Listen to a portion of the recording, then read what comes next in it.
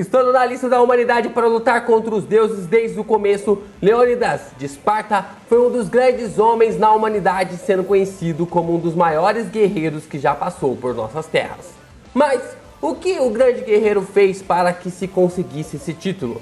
O que foi marcado pelo líder que é seguido até os dias de hoje?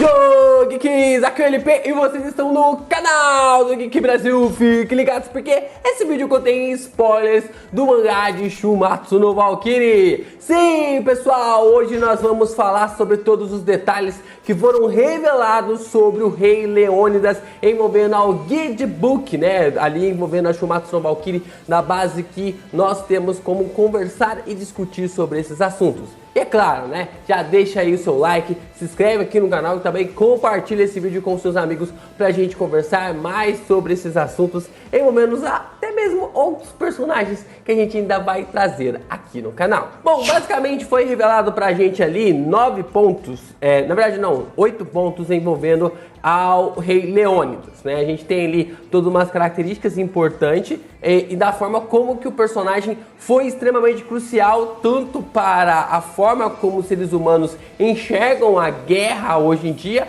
como também uma aplicação gigantesca de como ele foi um excelente líder, de como ele foi um rei ali que esteve sempre ao lado do seu povo, para a proteção ali do seu povo. E o primeiro ponto que nós temos aqui do Leônidas é que ele se destaca-se muito a liderança do personagem, que foi tão grande que incentivou os seus homens, incluindo os mais fortes, a seguirem no mesmo, se isso implicasse o fim das suas vidas. Se lhe tocar, guide, e a motivação que ele pode dar para a luta. Então, no primeiro ponto já é deixado claro aqui que o Leônidas é uma pessoa convincente, né? Que ele é alguém que é um líder nato, uma pessoa que consegue até mesmo fazer com que seres mais fortes do que ele, seres ali que são uma capacidade, que têm a capacidade de serem mais fortes do que o próprio Leônidas, seguissem ele através da sua liderança. Isso é muito interessante porque remete basicamente a uma personalidade ali envolvendo ao personagem que vai ser ali um dos grandes duelistas contra os deuses. O ponto 2 já mostra aqui que os espartanos e Leônidas se tornaram o exército mais poderoso do mundo grego, né? Naquela época onde existia o Leônidas, onde existiam os Espartas e a Grécia e basicamente ali Atenas e tudo mais, a Grécia ela não era ali o país como nós conhecemos hoje, né? Era uma porrada de províncias e o Leônidas, né, e os espartanos, eles eram de uma outra província. É por isso que existia esses conflitos entre ali Atenas, entre Esparta e entre todas aquelas pessoas que acreditavam na mesma mitologia, nos mesmos contos, só que eles tinham visões diferentes. E cada um seguia ali basicamente nas suas expectativas e perspectivas. Então o Leônidas acaba sendo crucial até mesmo para salvar pessoas que não pertenciam à sua província, quando ele acaba destacando ali uma grande revolução contra o exército persa. E aí que começa, né, através do terceiro ponto, que é contado para nós que o oráculo do templo de Avalon em Delfos deu-lhe a seguinte profecia: ou o Senhor morre ou o país é destruído. Sendo algo que não se importava tanto ali com ele, ele foi lutar contra os persas por bem-estar de toda a nação, por todo ali do seu reino. Não só pelo seu reino, mas também por toda a Grécia, né? Porque era conhecida como aquele povoado chamado ali de Grécia, né? Mas que basicamente ainda não era o país formado como nós conhecemos atualmente. E aí começa toda uma estrutura envolvendo a como Leônidas conseguiu realmente colocar 300 pessoas para lutar contra vários exércitos inacreditáveis. Esparta podia mobilizar 10.000 homens, mas Leônidas só pôde levar os seus 300 guardas pessoais porque não tinha permissão para usar toda a marinha espartana. pois apesar de ser rei de Esparta, este não tinha muito poder político, pois os outros membros do parlamento viam a guerra contra os persas como algo completamente já perdida. Então, o que é basicamente esse reino, né, ali envolvendo aos espartanos, né? A gente tem ali o rei Leônidas, que era o grande rei, mas tinha uma espécie de parlamento. E essas decisões de como o povo ia entrar em guerra, como era para definir ali através dessas implacações, né, dessas implementações no reino de Esparta, era decidido pelo parlamento.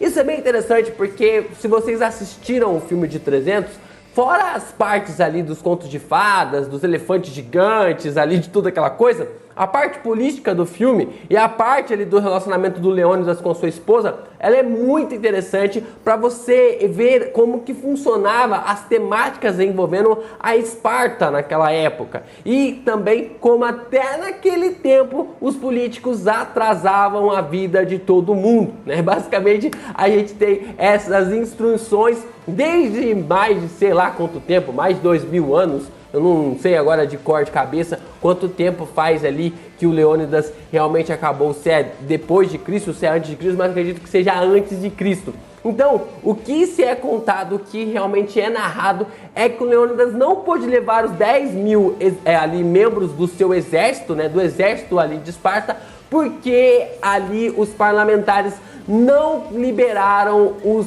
barcos, a marinha, para que pudesse locomover a frota. O que é remetido para nós diretamente para o primeiro filme, né? No final do primeiro filme, naquele grande discurso sobre o Leônidas e os seus 300. O que leva a gente para o ponto 5 de uma forma muito implacável. A gente tem ali toda uma construção também no começo do filme, né, dos 300, que como todo espartano, o seu treino já começava desde criança, sendo submetido ao terrível regime de treino espartano, o que tornou ali ele um hábil guerreiro. No filme é contado basicamente de que um espartano, ele se nascesse com alguma deformação em seu corpo, seja ali no braço, na perna ou na cabeça, ele já era descartado para a morte. Basicamente era isso.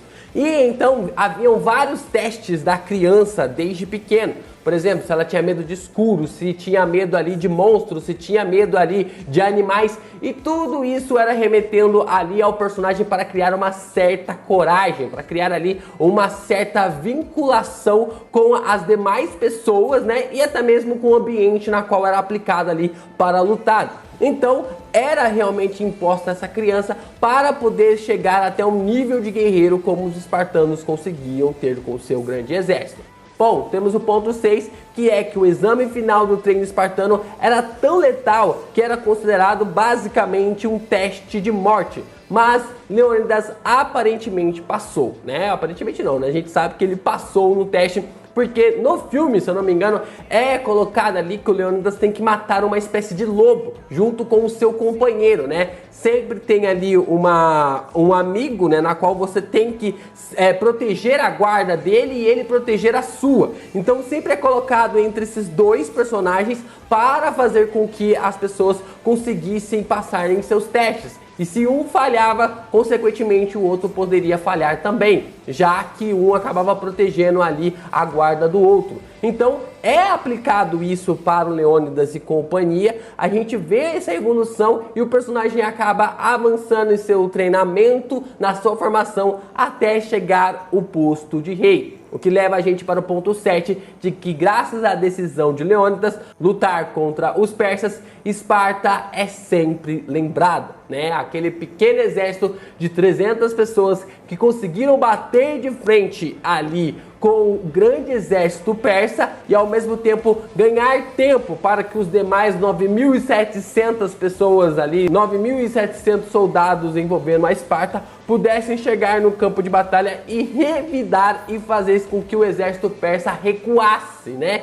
E aí a gente sabe que entre esses grandes portes envolvendo o exército, haviam também muitos escravos em Esparta, que os espartanos submeteram através das suas revoltas, por isso o reino acabou crescendo tanto ali em pouco tempo. E que basicamente esses escravos, assim que conseguiam passar ali através de um treinamento extremamente rigoroso, conseguiam a sua liberdade e assim atingiam o nível de espartano. Poderiam assim estar caminhando e agindo livremente desde que pudessem seguir todo o comando em Esparta.